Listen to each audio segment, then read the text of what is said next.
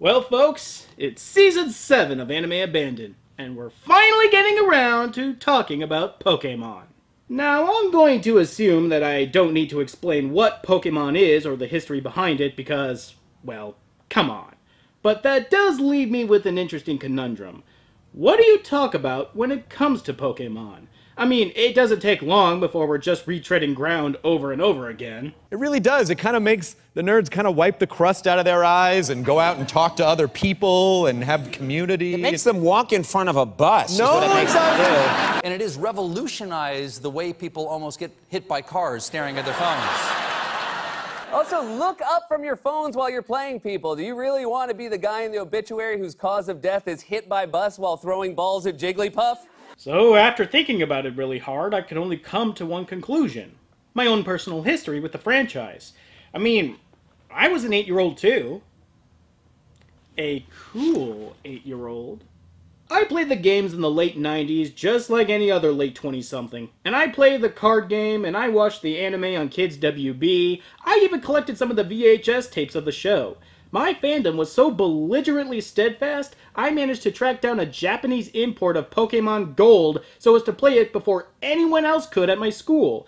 Couldn't understand what was happening, but it's Pokemon. What did I really need to know other than where to go next?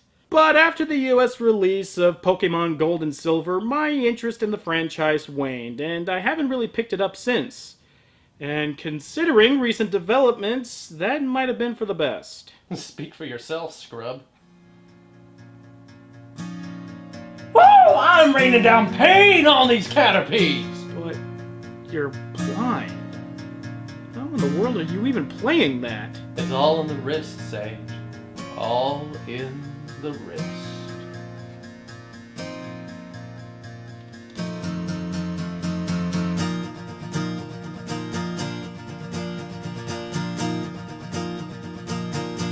Oh, yeah! Wait a minute! What are you doing playing a stupid mobile game when you should be working? It's no surprise that I too wound up owning the first movie, and I loved it to bits. Not that I had a real concrete reason why I loved it, I just knew that it was a movie featuring characters from that cartoon I liked, and that was enough for my 10-year-old mind. Now, 17 years later, it's time for us to look at this movie again and realize just how easy we were to please. First off, I need to make it clear that I'm using the footage from the Blu-ray release of the movie, which does not include Pikachu's vacation or the extended introduction on Mew. Which is kind of a letdown. And as far as I know, the only way to see the original short and the extended intro in the movie proper is if you still had the original VHS or DVD. Moreover, these new DVDs and this Blu-ray are the textbook definition of bare bones. How desperate to fill out a DVD case do you have to be to list English subtitles as a special feature? The real kick in the head, though? There are no English subtitles on this disc. 33% of the listed special features on this DVD is a bald-faced lie. I haven't felt this betrayed when it comes to Pokemon since the Pikablue myth. Ask your brothers or sisters, kids. We begin our feature with a quick breakdown on the meaning of life. Life, the great miracle and the great mystery.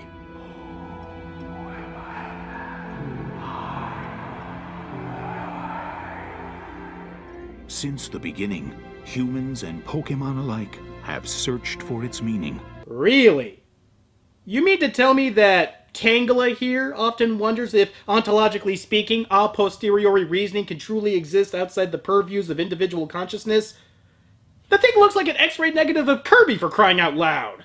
Huh. With all these shots of bubbles frothing and floating upwards underwater, does it remind you of a certain other beloved childhood film?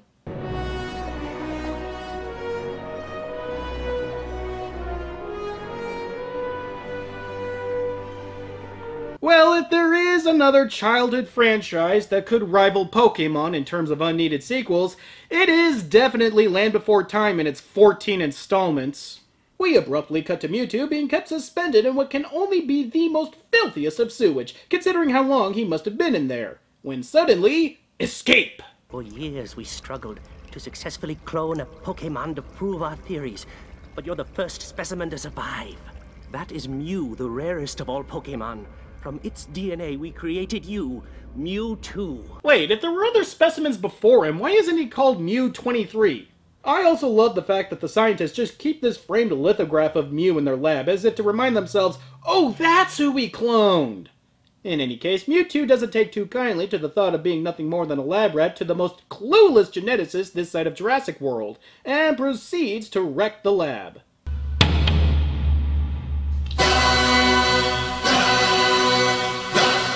Conveniently, Giovanni happened to be flying by as the laboratory he funded just went up in flames. The perfect time to drop in. I see you as a valuable partner. Partner? This guy looks awfully shady to just wholesale trust him on his word. But what's the worst that could happen? You were created to fight for me. That is your purpose. That cannot be. You said we were partners. Ah, nuts. How was I supposed to know that Giovanni would betray me? I'm only psychic. A cage by any other steel is still a cage, and despite leveling out Pokémon left and right, including Gary's here, the little jerkwad, Mewtwo gives Giovanni the deuces and rockets his way back to the explodinated laboratory, all to proclaim his vengeance upon human and Pokémon alike. Who am I? No, Mewtwo. More like this.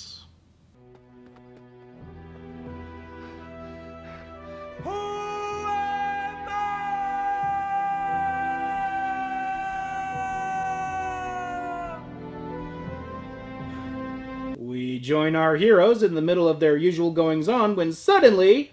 I'm looking for a Pokemon trainer named Ash from Pallet Town. You know him? Yeah, he's me. Let's have a match. Unless you're afraid to lose. I'm sorry, but when has Ash Ketchum ever been this Billy the Kid-like figure where other Pokemon trainers actively seek him out just to battle him in hopes of gaining a name for themselves? At this point in the story, Ash is just a kid who either hasn't even entered the Pokemon League yet, or lost at the Pokemon League. Actually, Ash Ketchum is a pretty terrible Pokemon trainer, isn't he? Has he ever won a Pokemon championship outside the Orange League? No, really, I'm asking. I haven't watched the TV show since 2001. Well, no, he doesn't, but that's kind of the point. Ash's journey is one of self-discovery and self-improvement, so it makes sense that he wouldn't constantly win every tournament he enters into, which dovetails nicely into the fan theory about why he never ages. You see, when Ash saw the Ho-Oh in the first episode... Enough!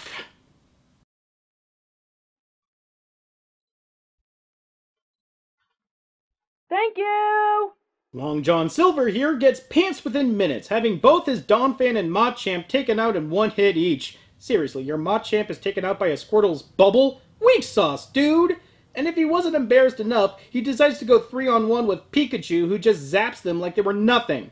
Come on, dude! 3-on-1 and you still couldn't pull it out? And not to mention that one of those three was a Golem, which is a rock type, which means it should have been able to shrug off Pikachu's Thunderbolt like water off a duck's back, and oh my god, I'm 27 and ranting about Pokemon! My mother was right!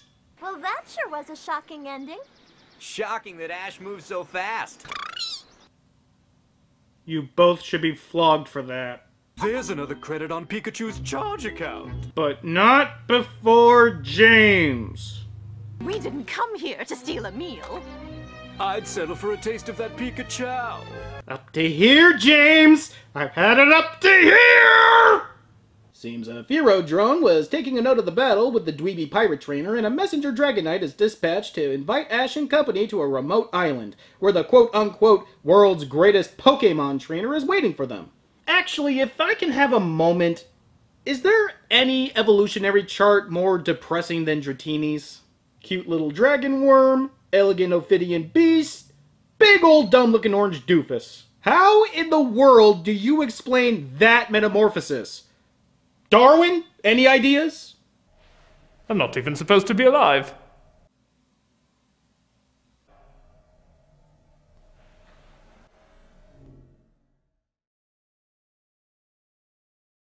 While Team Rocket learns of Ash's invitation, Mewtwo takes it upon himself to call forth the Thunder Lightning to make it harder for the Pokemon trainer he's luring to the island to get to said island. I mean, it's revealed that the storm was supposed to be a test to weed out the unworthy trainers, but wasn't that the point of the Firo drone? In any case, all this commotion awakens Mew, who's somewhere, and it too is off like a jet. The harbor manager thinks this could be the worst storm ever. Listen to me. The prophets have predicted the return of the winds of water. Okay? The ancient writings tell of the storm wiping out all but a few Pokemon. In their sorrow, the water of their tears somehow restored the lives lost in the storm. But there are no Pokemon tears today. Well, that's because trainers these days coddle their Pokemon. If your Eevee doesn't look like this coming out of its Pokeball, you have failed as a trainer. Adding to the situation is that the local nurse Joy has gone missing in the last month. Huh. She sure looks familiar. You're joking, right? She's Nurse Joy. She has like hundreds of identical sisters and cousins. Of course she looks familiar! But a number of the trainers who got the same invite decided to take it upon themselves and soldier on, including this woman with a Firo, who never appears again for the rest of the movie. Yup, she did. Who can say where the road goes, where the day flows? Let's use our Pokemon to get to that island! Pika! Ash, our Pokemon aren't strong enough. They can't handle giant waves like this. You say your Pokemon aren't strong enough to handle the stormy seas, and yet you think your Pokemon are strong enough to battle against the Pokemon belonging to the world's greatest Pokemon Master. Not even Evel Knievel could clear this gap.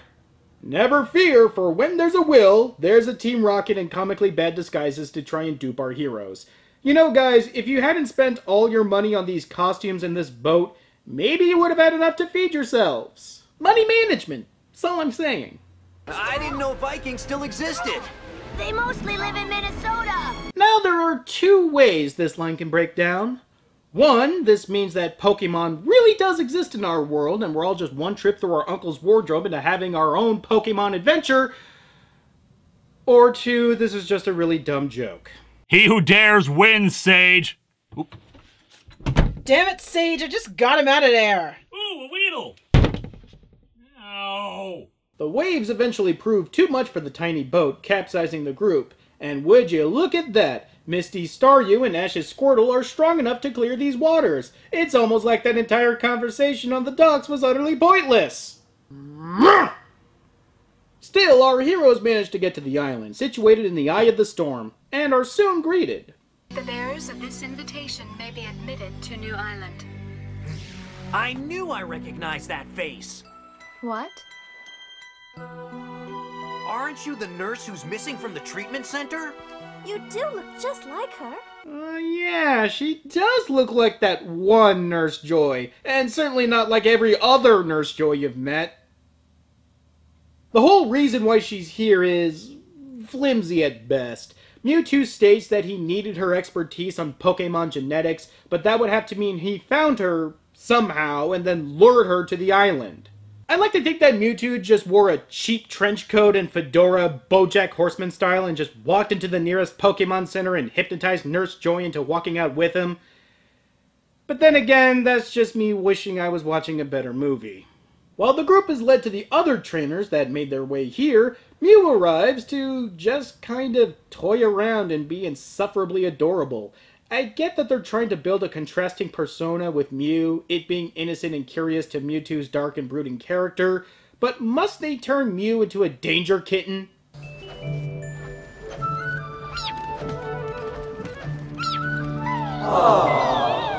And all of you are part of the problem! Gotta admit, I love what Mewtwo has done with the place. Not every day you could get H.R. Giger to do your architectural design. Aren't we going to wait for the others? Only the trainers capable of braving the storm have proven themselves worthy in my master's eyes. They could all go drown in a lake for all her master cares. And they have. Who can say? So our heroes are introduced to the bad enough trainers to brave the storm. What's his face? Who's it? And,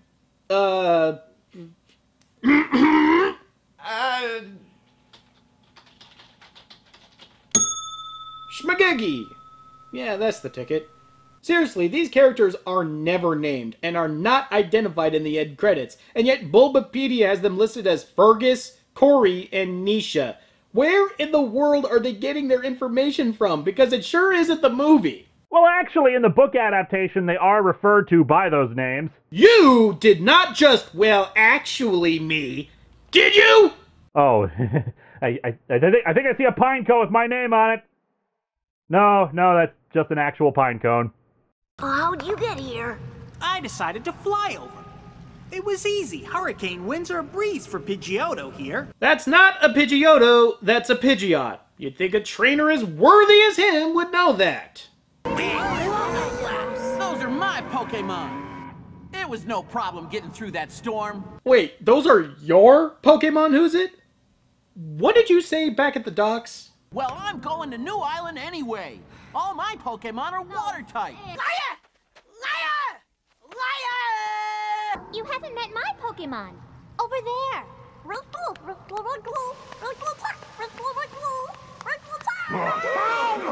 Oh yeah, I just love Pokemon. Isn't Pokemon great? I got you. It's finally here that Mewtwo makes his dramatic entrance. And it's severely undercut by the movie insisting on editing back and forth between here and the bumbling morons Team Rocket.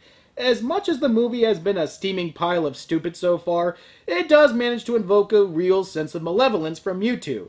That part has managed to age wonderfully nearly 20 years after the fact for me, despite the film's best efforts to kneecap it. I am the new ruler of this world, the master of humans and Pokemon alike. You're just a bully! Pika!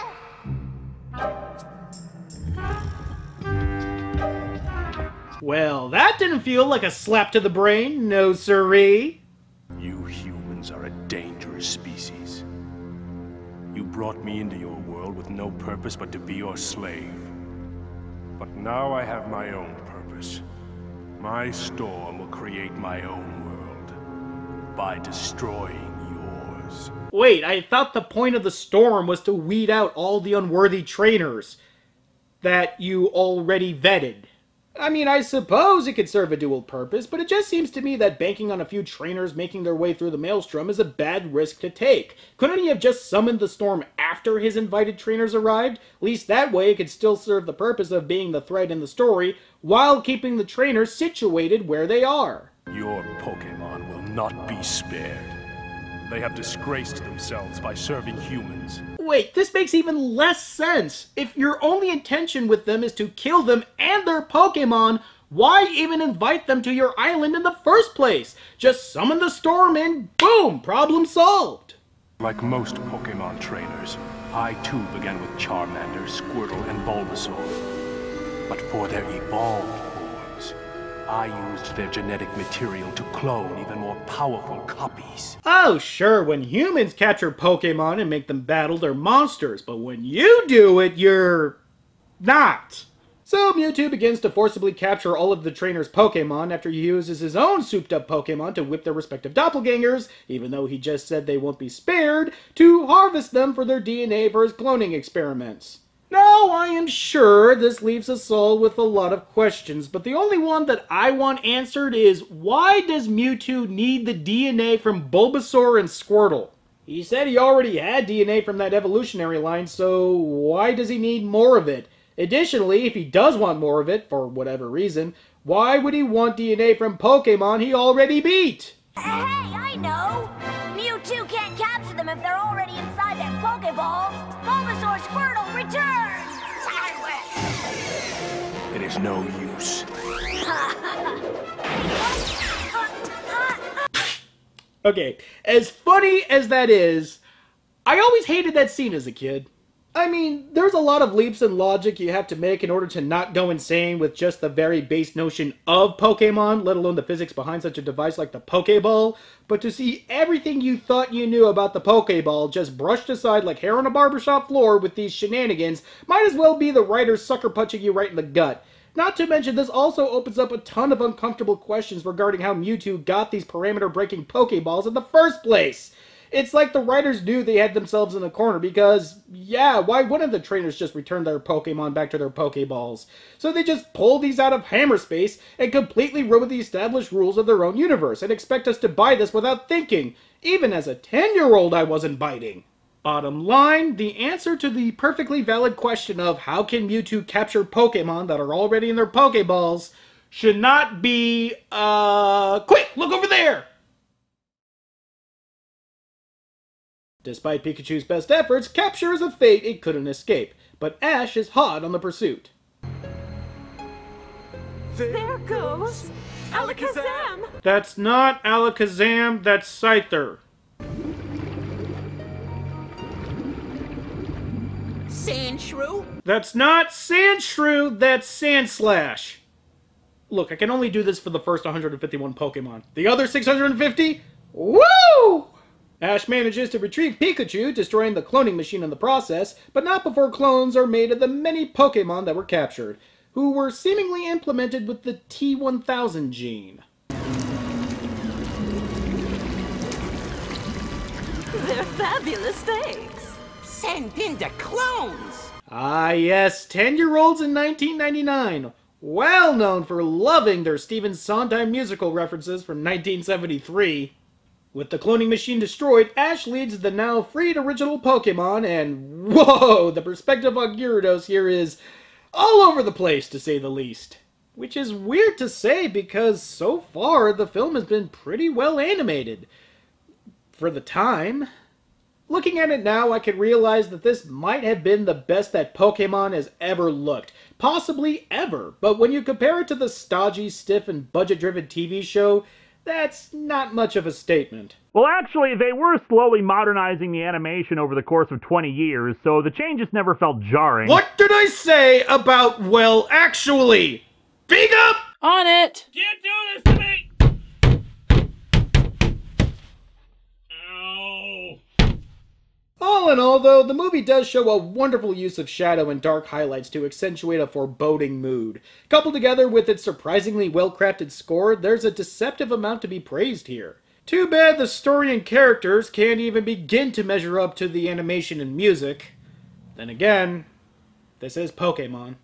Ash tries to Leroy Jenkins Mewtwo, but Ash has never been known for his good judgment. But in comes Mew to make the save! Good for you to finally show up, Mew. What, did the writers find their Game Shark? I may have been cloned from your DNA, but now I will prove that Mewtwo is better than the original. Superior to Mew. Mew and Mewtwo. So Mewtwo was cloned from Mew. No. You mean the thing we've known since the beginning of the movie is still true?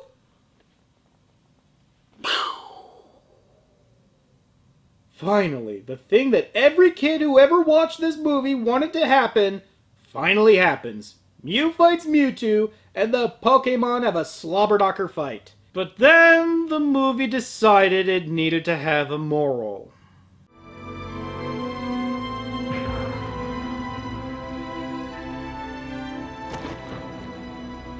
Pokemon aren't meant to fight. Not like this. Let them fight. Yeah, Pokemon shouldn't be fighting like this. They should only be using fantasy-sounding attacks like Thrash, Bite, Scratch, Slash, Low Kick, Headbutt, Takedown, Tackle, Karate Chop, Mega Punch. Yeah, this doesn't make any sense.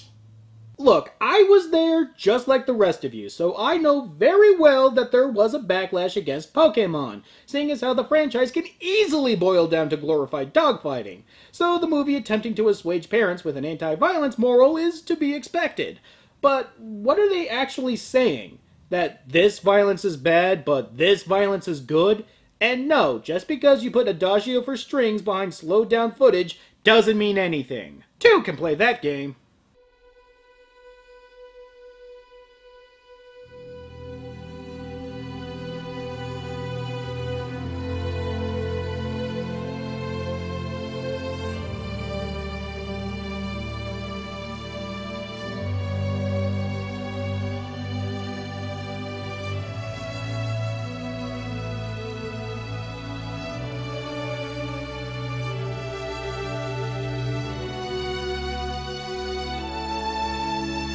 I get that you're trying to appease parents in their special interest groups movie, but if you're gonna do it, at least pretend to mean it. So, as our heroes and even Team Rocket wax poetic about how violence is bad, okay, Ash has finally had enough.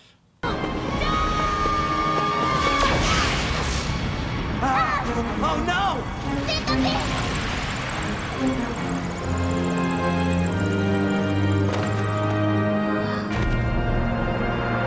Fool! Trying to stop our battle. No fooling, every kid I ever knew all thought that this was their favorite scene in the movie. The part in which our hero is turned to stone and seemingly killed was the favorite scene of the entire movie for a bunch of children. Did we ever really like Ash Ketchum, or did we just simply put up with him?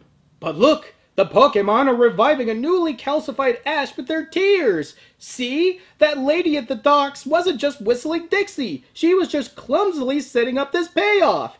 Actually, if I do have a favorite part of the entire movie, it's the looks that Mew and Mewtwo give while all of this is happening. It's like even they don't have a clue what in the world is going on. I gotta imagine that, internally speaking, they were echoing more than just a few beleaguered parents' sentiments in the theater. The human sacrificed himself to save the Pokemon. I pitted them against each other, but not until they set aside their differences did I see the true power they all shared deep inside. I see now that the circumstances of one's birth are irrelevant. It is what you do with the gift of life that determines who you are. That quote needs to be in a better movie.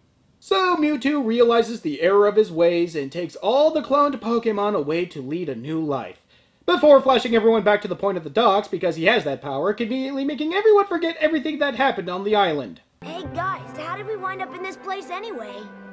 Well, I guess we're just here because we're here. Louie, what's happening in the world?